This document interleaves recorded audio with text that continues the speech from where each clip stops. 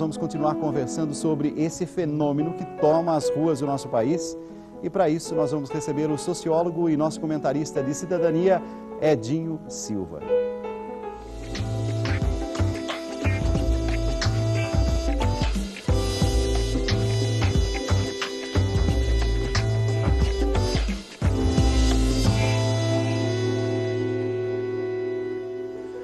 Nós recebemos nessa noite o sociólogo Edinho Silva, que todas as quartas-feiras estará conosco nesse momento, sempre refletindo, pensando sobre os fenômenos que estão acontecendo. Edinho, a gente está vivendo uma noite, e uma noite histórica certamente, e desde já eu te desejo uma boa noite, embora seja uma noite repleta de apreensão. É isso. Primeiro, boa noite, Dalcides, boa noite a todo o público de casa que nos assiste.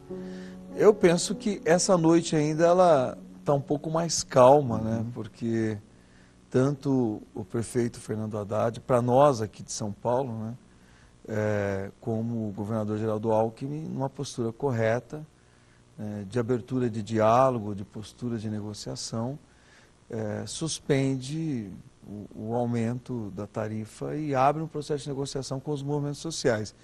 Eu penso que essa postura aqui em São Paulo ela vai ter uma repercussão pelo Brasil todo. Penso que a abertura do diálogo é uma postura corretíssima, né, dos governantes democráticos, governantes que querem, de fato, superar as contradições. E esse gesto aqui em São Paulo, como eu já disse, deve ter uma repercussão por todo o Brasil e eu acredito que nós vamos ter, portanto, nesse espaço de diálogo, talvez criar as condições de superação dessas contradições que estão colocadas nas ruas. Edinho, agora, assim, uma postura sua enquanto sociólogo, alguém que estuda os fenômenos todos que acontecem, aquilo que eu tenho visto, e algumas pessoas querendo comparar esses movimentos com movimentos que já aconteceram 40 anos atrás, 20 anos atrás, mas me parece que tem características um pouco diferentes. Totalmente diferentes. Eu penso que nós estamos vivendo uma formação, talvez, nós estamos assistindo, né, que estão emergindo uma forma de mobilização social que é característica do século XXI. Não tem nada que se assemelhe ao longo da nossa história, nem aquilo que se viveu no mundo, né, que teve origem na França em 68, nem tampouco aqui no Brasil, por exemplo, que nós vivenciamos na década de 90. Primeiro porque é um movimento que ele se mobiliza pelas redes sociais. As redes sociais, a força das redes sociais, ela tem uma característica específica desse momento da nossa história.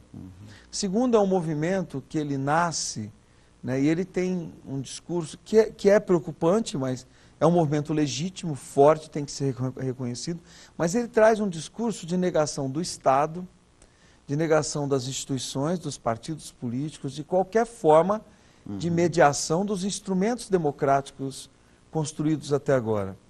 Né? Portanto, é um movimento que ele nasce muitas vezes de uma reivindicação específica, mas ele cresce com uma agenda difusa. Né? Portanto, não tem nada semelhante. Por isso que eu penso que todo mundo no Brasil ficou um pouco atônito. Né? Agora, esse movimento estava aí, ele estava sendo gestado, né? Ele estava sendo gestado pelas redes sociais, ele estava sendo gestado por mobilizações pontuais que nós vivenciamos no último período e que ninguém teve condições de fazer essa análise. Mas essa sensação de insatisfação, agora a gente percebe que não era só da gente, mas que era geral. Acho que a característica importante que a gente está vendo agora é de uma clareza maior, de que realmente o povo está em busca de alguma resposta. O que eu penso é que a grande leitura, são várias leituras, e nenhuma nesse momento dá conta, porque é um movimento muito novo. Mas algumas leituras nós temos que fazer. Primeiro, é um movimento que ele não formula, mas ele dá indícios da necessidade de uma reforma de Estado, de construção de instrumentos de participação, porque é um movimento que ele reivindica participar. Perfeito. Ele reivindica ser sujeito do processo histórico.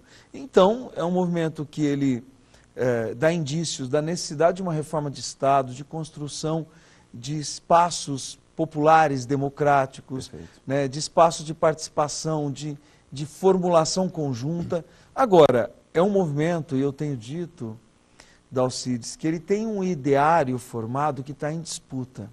Porque esse discurso de negação das instituições, ele pode ser muito bonito para o momento, mas ele pode gerar o caldo de um pensamento autoritário, ele pode criar o ambiente para o surgimento de experiências autoritárias e que não reforcem a democracia. Então esse ideário ele tem que ser disputado para que a gente possa fortalecer os instrumentos democráticos, reformar o Estado e para que ele fortaleça a democracia, que a gente propicie, que se desestabilize, né, a democracia, que é o nosso maior legado, né, a nossa maior vitória. A gente foi ouvir um pouco as pessoas nas ruas. Vamos lá.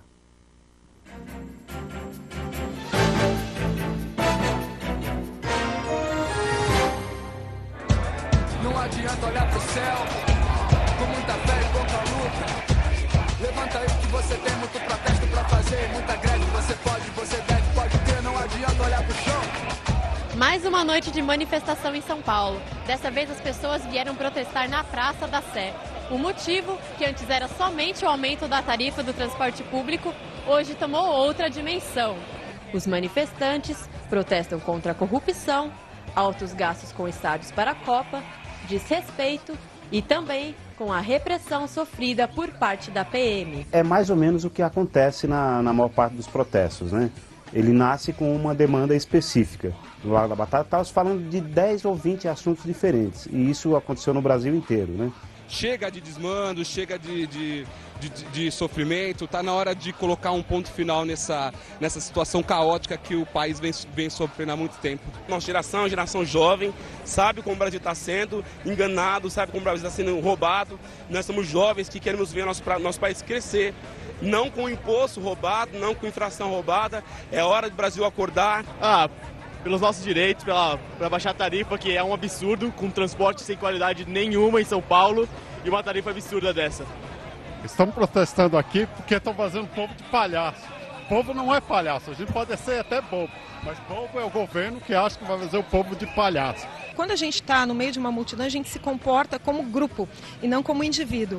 A sua postura sozinho, andando na rua, é diferente da sua postura dentro de uma manifestação ou dentro de qualquer agrupamento grande. As pessoas com flores, outros com panos brancos, outros com cartazes escritos à mão, sem nenhuma provocação. Um grupo de policiais militares tranquilos ali, exercendo o seu papel de proteger os manifestantes, que esse é o verdadeiro papel da PM. A Força Jovem está aí para mostrar que nós não aceitamos roubo, nós estamos lei mal implantada. Eu vi ontem na internet que o prisioneiro tem direito de muitas coisas, muitas regras, nós não temos. Estamos aqui para mostrar que jovens podemos entender de lei e de regra. Brasil, vamos para frente que essa pátria é nossa. Até quando vai ficar sem fazer nada? Até quando você vai ficar de saco de pancada? Até quando você vai ver outro homem?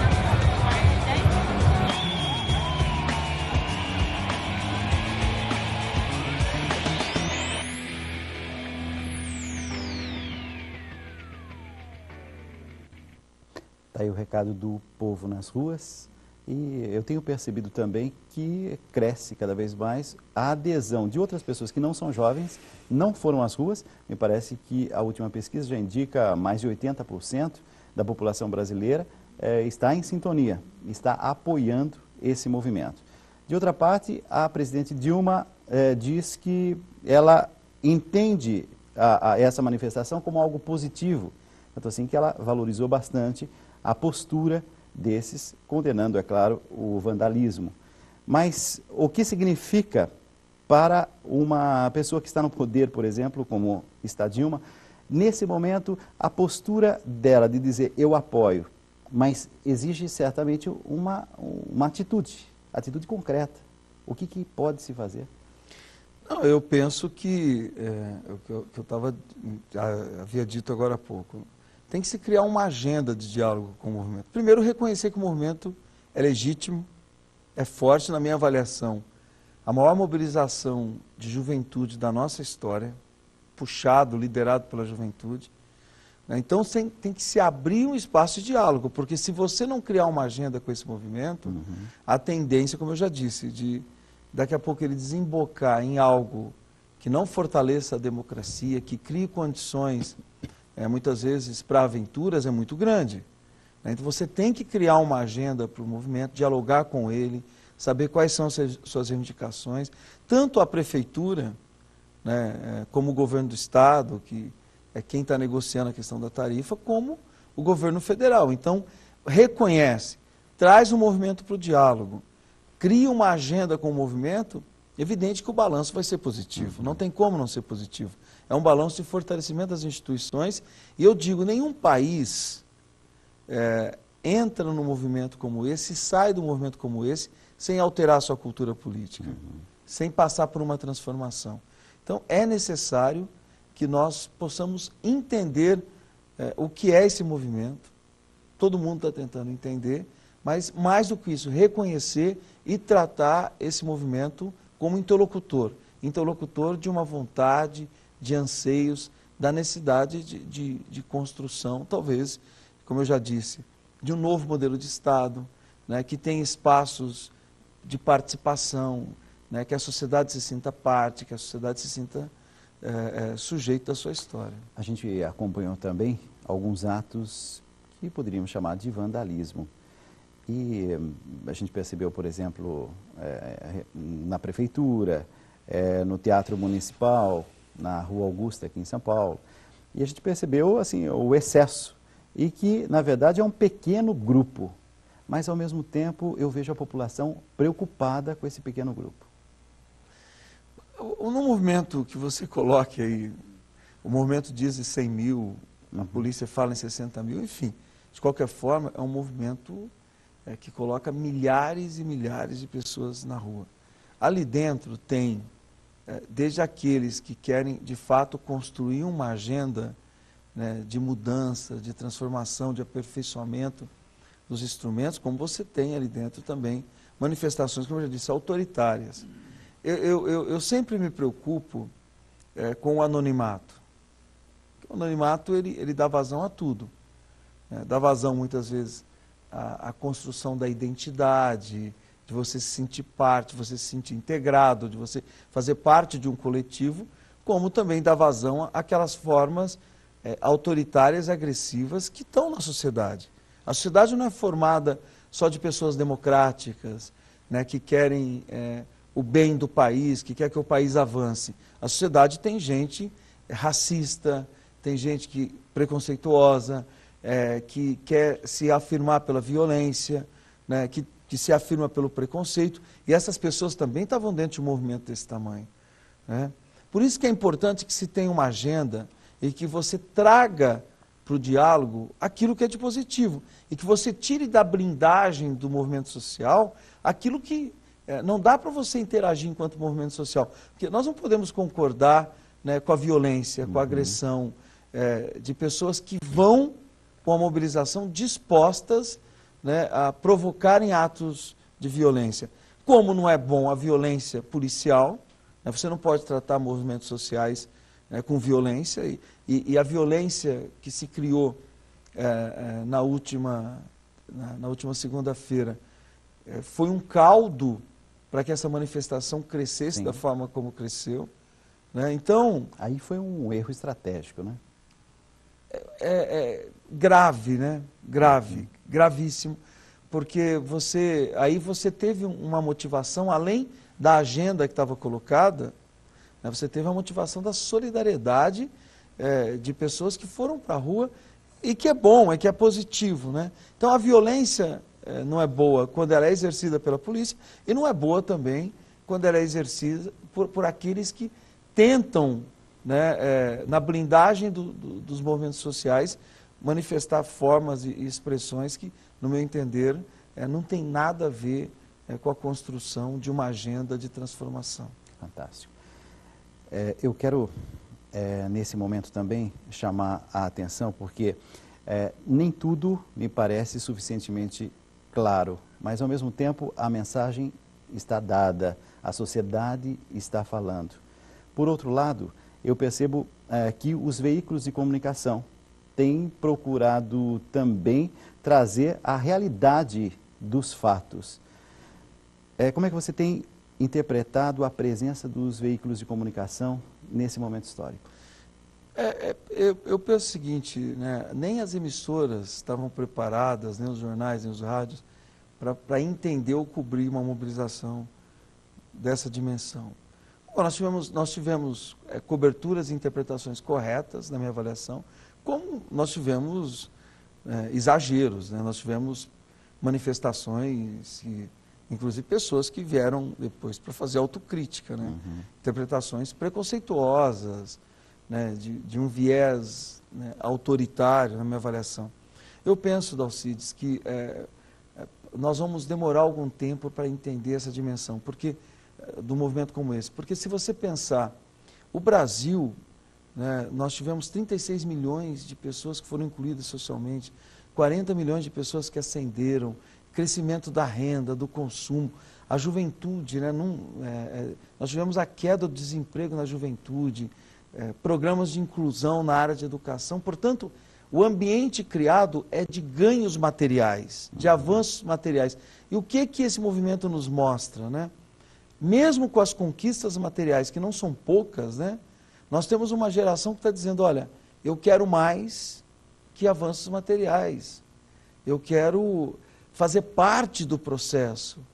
Eu quero ser sujeito do processo, né? Então, as interpretações que nós tivemos, uma tentativa de partidarizar para cá, de partidarizar para lá, ninguém estava preparado para interpretar isso que aconteceu. E já havia acontecido nos países árabes. É muito semelhante, né? O que nós vivenciamos nos países árabes, em alguns países da América Latina já, o Occupy Wall Street nos Estados Unidos, é semelhante, é muito semelhante, portanto é um fenômeno desse início do século XXI, que em cada lugar se manifestou de acordo com as condições históricas, objetivas, criadas. No Brasil, nesse momento em que emerge esse movimento, ninguém entendeu direito, né? O que é que está acontecendo? Ele nasce uma reivindicação de tarifa e toma uma dimensão muito além da tarifa. Mas, no geral, eu não tenho nenhuma dúvida que se nós soubermos interpretar e incorporar o que esse movimento nos traz de positivo, o Brasil avança ainda mais como um país democrático. Nós já vimos aqui em São Paulo, o nosso governador já dizendo que a tarifa vai abaixar, vamos conservar, não vai ter aumento. Já vimos o prefeito também se colocando nessa mesma linha. Só que a sensação que eu tenho, sem nenhuma comprovação científica, é de que nessa altura essa atitude não fará grande diferença. Eu acredito que fará, do ponto de vista da principal bandeira do movimento, que é a questão do transporte público. E aí é elogiável a postura, né, tanto do governador como do prefeito Fernando Haddad, né, de se abrirem para o diálogo. Esse movimento você só consegue superar a contradição se você de fato abrir para o diálogo. Né? E os movimentos sociais, não tem como você superar a contradição de movimentos sociais se você não tiver interlocução. Então, quero aqui elogiar e mesmo, né, o governador que no início deu declarações pesadas contra o movimento, né, que pagou o preço da ação da polícia, mesmo agora ele se abrindo para o diálogo, tem que reconhecer que é um avanço. E o prefeito Fernando Haddad da mesma forma. Mas eu não penso que isso vá superar esse ambiente político que se criou. Esse ambiente vai se superar se tiver interação e diálogo e uma agenda. Mas essa pressão, né, essa ebulição, né, essa temperatura alta que nós estamos assistindo, isso deve abaixar com esse mecanismo de diálogo. Agora, repito, tem uma imensa lição a ser tomada. Perfeito. Eu penso não só pelos governantes, porque aqui foi contra o Fernando Haddad, contra o Alckmin, né, no Rio de Janeiro, sim, contra o Eduardo Paes e o Sérgio Cabral, enfim, e cada estado, porque o que o movimento está nos dizendo? Olha, eu preciso fazer parte desse processo. Eu quero participar do processo decisório, portanto, eu quero aprofundar a democracia. Não com esses contornos, mas é uma mensagem clara. mais do que isso, tem que ter uma leitura dos partidos, das instituições, porque é um movimento, por mais que pode parecer bonito nesse momento, repito, é o que eu mais quero chamar a atenção. Pode ser muito bonito você negar o Estado, os partidos, as lideranças, as instituições. E tem gente que acha bonito, só que você está dizendo que você não valoriza os instrumentos democráticos que estão aí. Isso é preocupante do ponto de vista que cria um certo, né, digamos assim... Vazio. Não, cria um ambiente para que possa emergir pensamentos autoritários.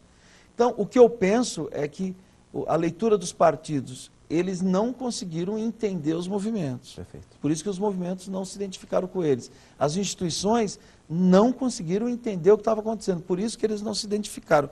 Então, é hora de nós fazermos uma leitura e, efetivamente, sairmos com uma agenda que aprofunde a democracia brasileira. Perfeito.